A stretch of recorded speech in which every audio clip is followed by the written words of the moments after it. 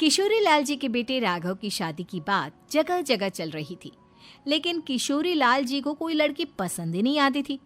और उसकी एक ही वजह थी, किशोरी लाल जी का लालची होना। उनको लड़की वालों से मोटा दहेज चाहिए था और इसी चक्कर में एक दिन वो एक बहुत पैसे वाले के घर अपने बेटे का रिश्ता लेकर पहुंचे। उस आदमी का नाम था ओम प्रकाश। देखिए किशोरी लाल जी, मेरी एक ही बेटी है और मेरी सारी संपत्ति जायदाद सब कुछ मेरी बेटी नैना का ही है। पापा, नाम से लगता है बहुत खूबसूरत होगी। कितना अच्छा नाम है ना, नैना।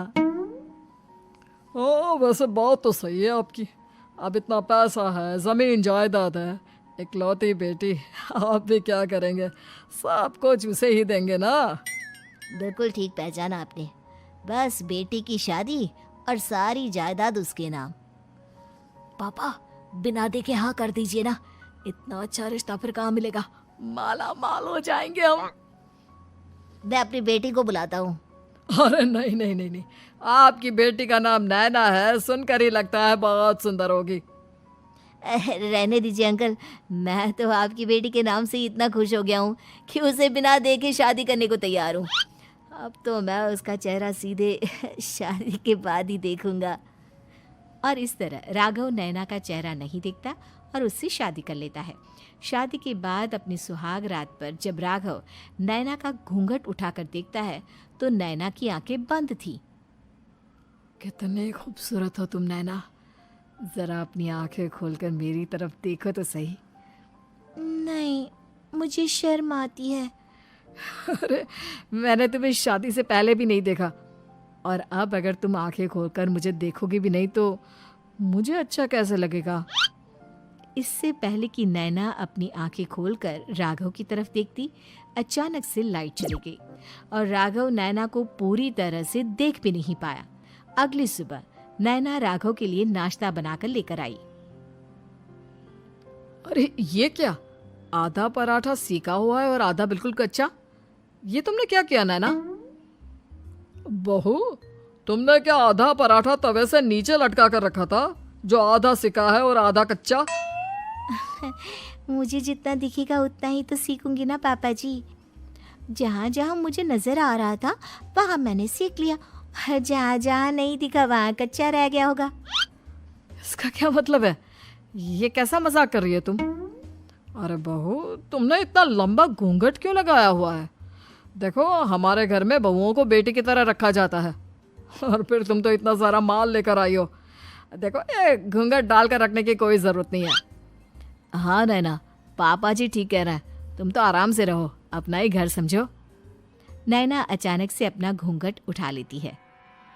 अरे ये क्या पापा, नैना की तो एक आंख फूटी हुई है।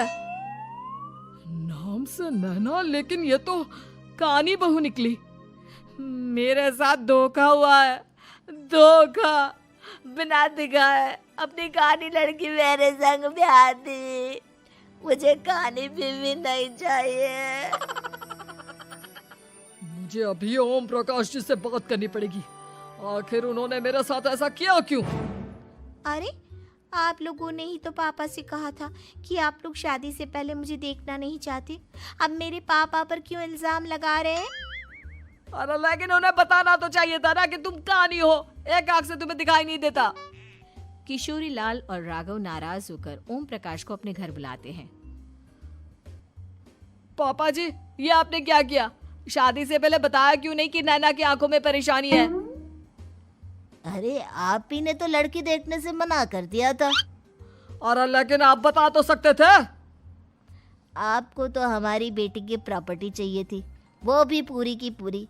अब क्या हुआ अगर उसे आधा दिखाई देता है? प्रॉपर्टी तो आपको पूरी मिल गई ना। अरे ये क्या बात हुई? मेरी शादी प्रॉपर्टी से नहीं, आपकी बेटी से हुई है। अब ये तो पहले सोचना चाहिए था, तब तो मेरी प्रॉपर्टी देखकर तुम्हारी जुबान लप लपा रही थी।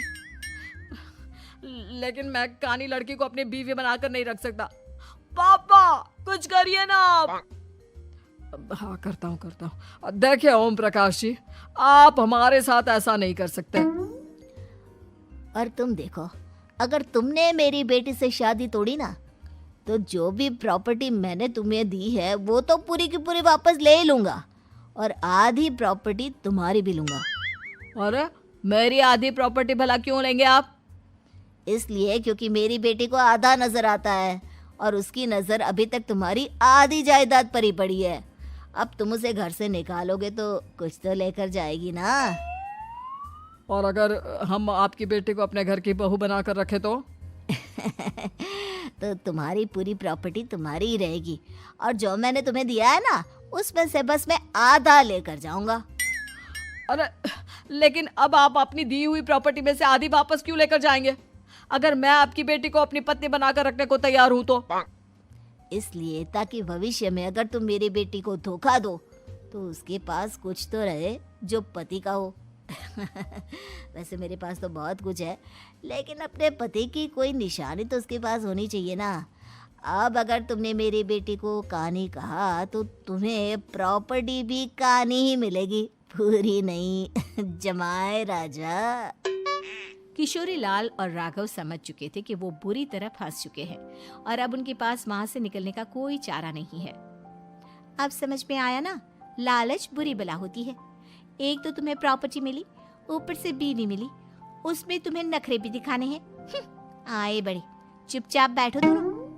कुछ दिनों के बाद नैना राघव की कार लेकर बाजार घूमने निकलती है और जब कार लेकर वापस आती है, ये क्या? एक तरफ से मेरी गाड़ी पूरी खराब हो चुकी है। लगता है तुमने मेरी गाड़ी को किसी दूसरी गाड़ी के साथ एक्सीडेंट किया है।